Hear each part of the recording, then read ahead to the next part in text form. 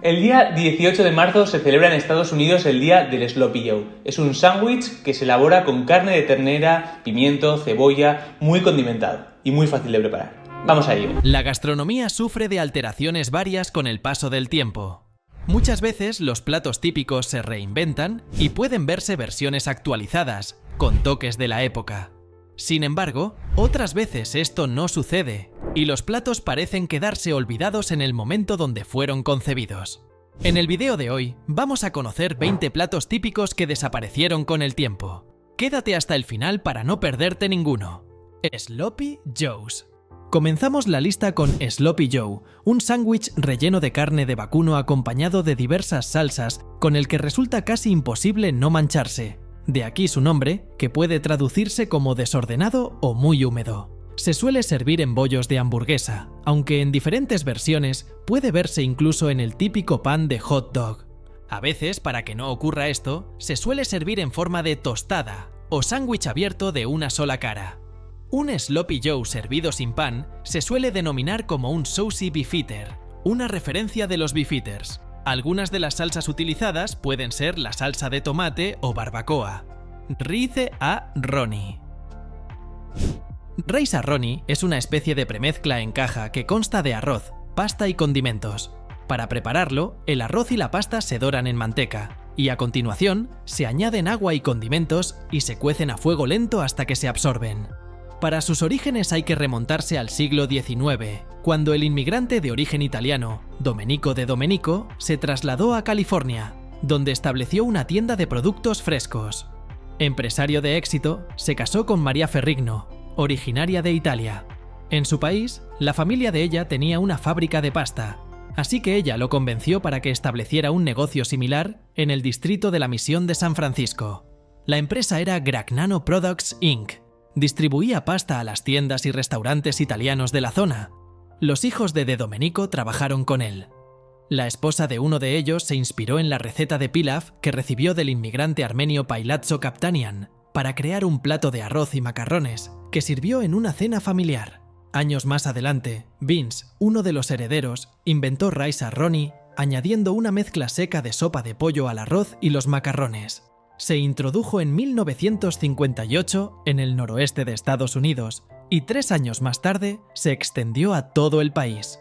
Cuando la línea de productos se amplió con otras formas y salsas, pasó de llamarse Noodle Roni a Pasta Roni. Quaker compró la empresa a la familia de Domenico y comenzó a distribuir el producto comercialmente. Aunque actualmente siguen vigentes, lo cierto es que su popularidad es bastante menor a la que gozaron durante la segunda mitad del siglo XX. Tuna Noodle Casserole. La típica cazuela de atún tal y como la conocemos fue creada por la compañía de sopas Campbell en la década de 1940. La idea de desmenuzar el pescado, mezclarlo con una salsa blanca y añadirle una cobertura, se remonta a finales del siglo XIX con un plato llamado bacalao a la bechamel. Normalmente sus ingredientes son fideos, crema de champiñones, leche, guisantes y atún enlatado mezclados y cubiertos con papas fritas trituradas o pan rallado con mantequilla. La receta original no incluía fideos ni guisantes. Esos diferentes ingredientes se añadieron más tarde, probablemente porque cambiaron los gustos o porque la gente experimentó. La década de 1950 fue el apogeo de este guiso, pero todavía se prepara bastante hoy en día. Se descubrió que 8 de cada 10 hogares servían atún en conserva una vez a la semana, y que los guisos de atún ocupaban los 3 primeros puestos. Las familias encuestadas comentaron que les gustaba utilizar atún en conserva porque era rápido, fácil, barato y cómodo, pero sobre todo porque simplemente les gustaba. Era tan popular que se servía en cafeterías, comedores y cenas de iglesia. Stroganoff. Seguramente alguna vez escuchaste hablar de este plato, aunque no conozcas sus orígenes. El stroganoff es un plato muy famoso, que aunque todo el mundo sabe que procede de Rusia, pero según la historia que más personas dan por cierta, el cocinero que inventó esta receta era un chef francés que trabajaba para un conde ruso. Según se cuenta, el chef inventó esta deliciosa receta de carne mientras se preparaba para participar en un concurso de cocina en la ciudad rusa de San Petersburgo.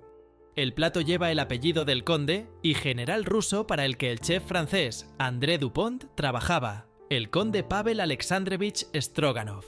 Esta famosa receta rusa se hizo muy popular en China y también se llevó hasta los Estados Unidos gracias al desplazamiento de inmigrantes de ambos países. Pollo a la King. Un plato clásico que se elabora con ingredientes que están al alcance de todos es fácil de hacer y el resultado sabe muy bien.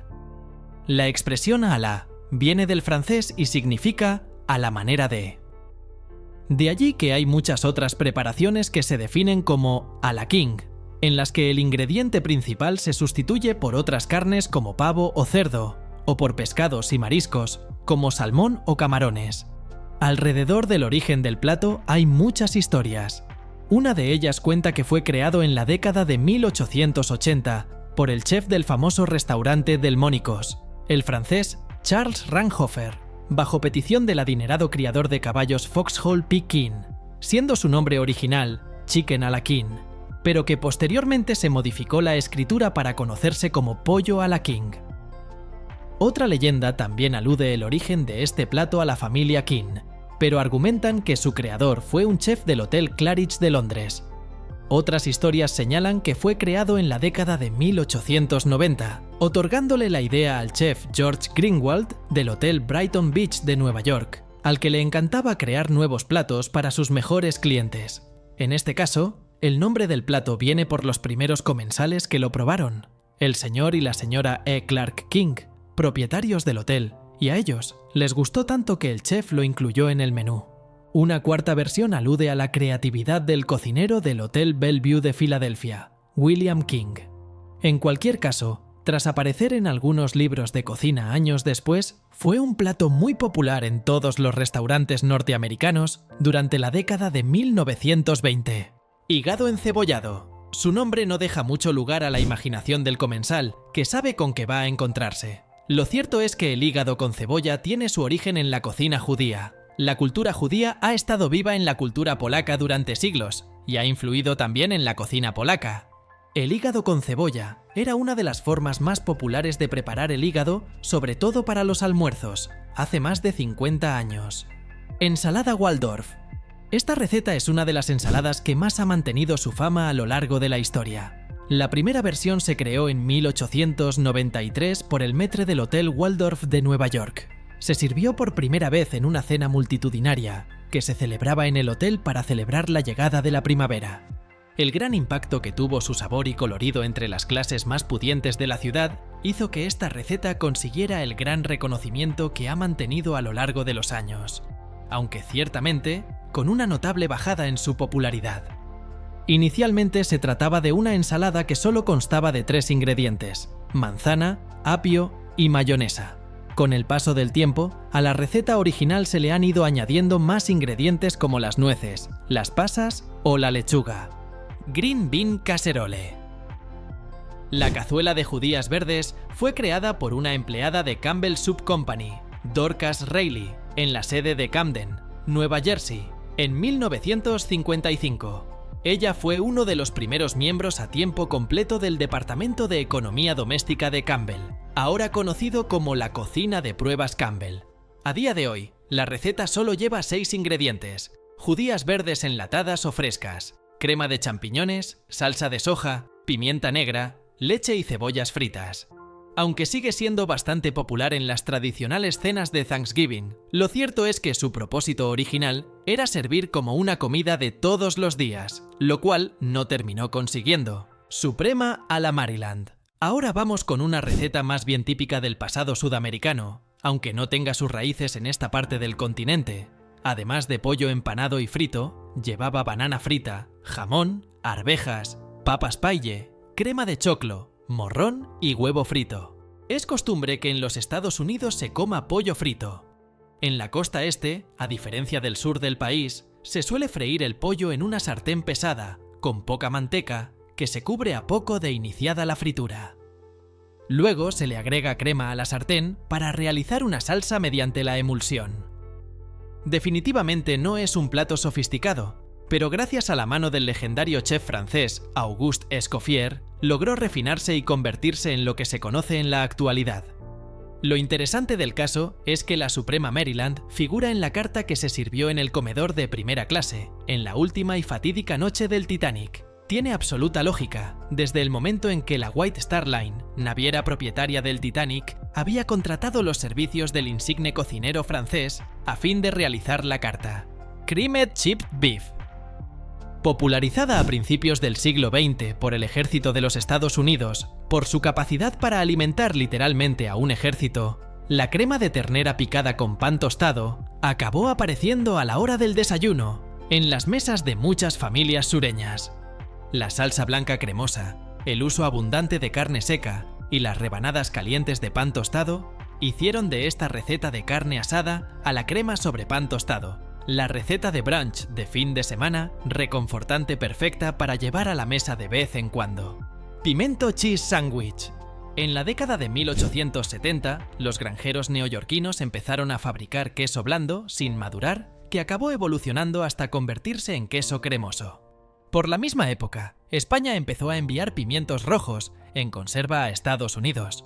Los dos ingredientes se unieron finalmente a comienzos del siglo XX, en una receta de Good Housekeeping a base de queso fresco, mostaza, cebollino y pimiento picado. La combinación de queso fresco y pimiento tuvo tanto éxito que empezó a producirse en masa, sobre todo en el sur.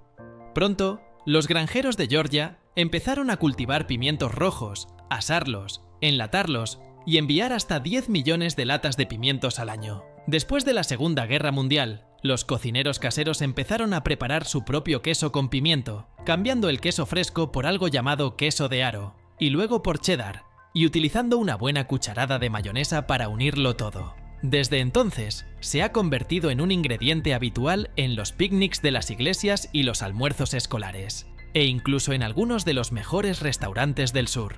Spam Sandwich. El spam no solo significa algo malo y molesto. George A. Hormel, antiguo trabajador de un matadero, fundó la empresa de procesamiento de carne en Austin, Minnesota. Tras años de éxito en la venta de productos frescos de cerdo, la empresa lanzó su jamón sellado en 1926. El spam solo contenía 6 ingredientes: carne de cerdo, agua, sal, azúcar y nitrato de sodio. Su introducción coincidió con el inicio de una silenciosa revolución en las cocinas americanas. Innovaciones tecnológicas como el frigorífico ahorraron a las mujeres un tiempo que de otro modo habrían dedicado a comprar alimentos frescos y a conservarlos mediante laboriosos métodos como el curado y el encurtido. Además de los nuevos electrodomésticos, los nuevos tipos de alimentos aligeraban la carga doméstica de las amas de casa. El jamón enlatado duraba meses en la despensa y estaba listo para comer en cuanto se abría. Fue típico para prepararlo en sándwiches para el almuerzo. Huevos encurtidos. Ya a mediados del siglo XVIII, los alemanes elaboraban y consumían huevos en escabeche. Eran un alimento popular entre los inmigrantes alemanes, especialmente los mercenarios hessianos que lucharon contra los colonos durante la Guerra de la Independencia. Muchas de las primeras recetas proceden de los holandeses de Pensilvania. En Pensilvania, los holandeses de Pensilvania crearon el huevo de remolacha encurtido, en el que se añadía remolacha a la receta, haciendo que los huevos adquirieran un color rosáceo. En la década de 1940, los huevos encurtidos se hicieron muy populares, ya que se anunciaban en los periódicos como piruletas, y se animaba a las esposas a prepararlos en una brocheta como aperitivo creativo. Hoy en día, los pretzels y las papas fritas son un tentempié más habitual en restaurantes y bares, pero los huevos en escabeche aún se encuentran en lugares rurales de Estados Unidos y se presentan en un tarro en algunos bares. Salchichas Viena. Si bien este tipo de salchichas son comunes en algunos países, lo cierto es que no están al alcance de la mano de cualquiera en América. La salchicha estilo Viena es el nombre de una salchicha alemana que suele prepararse con una mezcla de carne de cerdo y vaca. La combinación se pica finamente y se condimenta con especias como pimienta blanca, cilantro, macis, pimentón, sal y jengibre antes de introducirla en una tripa fina de oveja, ahumarla y sancocharla. A comienzos del siglo XIX, en Viena, Johann Georg Lanner, un carnicero de Gasseldorf, creó una nueva variedad de salchicha añadiendo carne de vacuno a la Frankfurter original, que se elaboraba exclusivamente con carne de cerdo. Al principio, su creación llevaba el nombre de Lannerswurstel, pero pronto pasó a conocerse como Frankfurter Wurstel, nombre que se ha mantenido hasta hoy. Deviled Ham Spread. Fundada en Boston en 1822, la William Underwood Company fabricaba originalmente condimentos envasados y verduras en escabeche, pero con el paso del tiempo empezó a ofrecer jamón endiablado para untar en conserva. En 1870 apareció el famoso logotipo del diablo, un guiño al producto endiablado que contenía y que se cree que es la marca alimentaria más antigua del país que aún se utiliza para un producto alimenticio preenvasado. Básicamente, es una mezcla de jamón picado y condimentos. La palabra deviled es un término culinario que significa añadir especias, generalmente picantes, como pimienta de cayena, mostaza de Dijon o guindillas picadas, a alimentos como jamón, huevos, pavo o incluso langosta. Tomate relleno. Aunque a día de hoy tiene sus adeptos, la popularidad de este plato es nula en comparación a la que tenía hace unas décadas. Los españoles y portugueses difundieron el tomate a Oriente Medio y África, y de allí a otros países asiáticos, y de Europa también se difundió a los Estados Unidos y Canadá. La idea de rellenarlos nace en Grecia y se extiende por Europa para formar parte de la cultura occidental y popularizarse en suelo americano, donde fue traído, junto a miles de recetas, por las corrientes inmigratorias. Teniendo siempre como ingrediente principal al tomate, su relleno se ha modificado con el tiempo desde granos como el arroz y carnes blancas como el atún. Como dijimos, si bien su origen es griego, con el transcurso del tiempo la receta de tomates rellenos fue modificándose hasta hacer de ella una comida típica según cada país. Se los puede elaborar con rellenos opcionales como papas a la mostaza, guacamole, pollo, jamón y queso, mozzarella y champiñones o bien salteado de verduras, jamón y banana. A la holandesa. La combinación holandesa de jamón y banana es un plato perfectamente ligado a la época en que se inventó, cuando Estados Unidos se asomaba a su bicentenario y se sentía inseguro gracias al atolladero de la guerra de Vietnam y a la omnipresente escasez de gasolina. Ahora, la holandesa de jamón y plátano solo reside en viejos libros de recetas y en los recuerdos de tus abuelos como un intento equivocado de impresionar a los invitados a una cena. Camarones meneados. Las gambas meneadas se remontan al menos a principios del siglo XX, aunque el origen de su nombre sigue siendo un misterio. Es posible que lo bautizaran estudiantes universitarios que guardaban un calientaplatos en sus residencias para comer a altas horas de la noche. El plato original se preparaba con camarones y guisantes enlatados en una salsa blanca básica. Era un plato excelente para servir como almuerzo o cena sobre tostadas, galletas saladas o arroz. Pastel de carne. La primera receta registrada del moderno pastel de carne estadounidense data de finales de la década de 1870.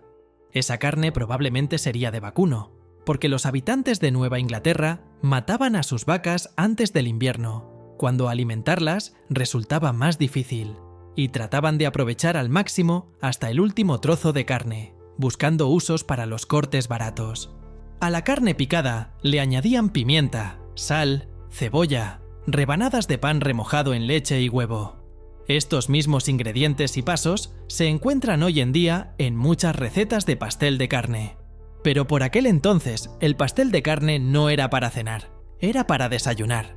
Durante la Depresión, el pastel de carne se convirtió en un elemento básico de la dieta de muchos estadounidenses, ya que ayudaba a los cocineros caseros a llevar las preciadas proteínas más lejos de lo que podrían llegar de otro modo, de modo que se podía alimentar a más gente con menos carne.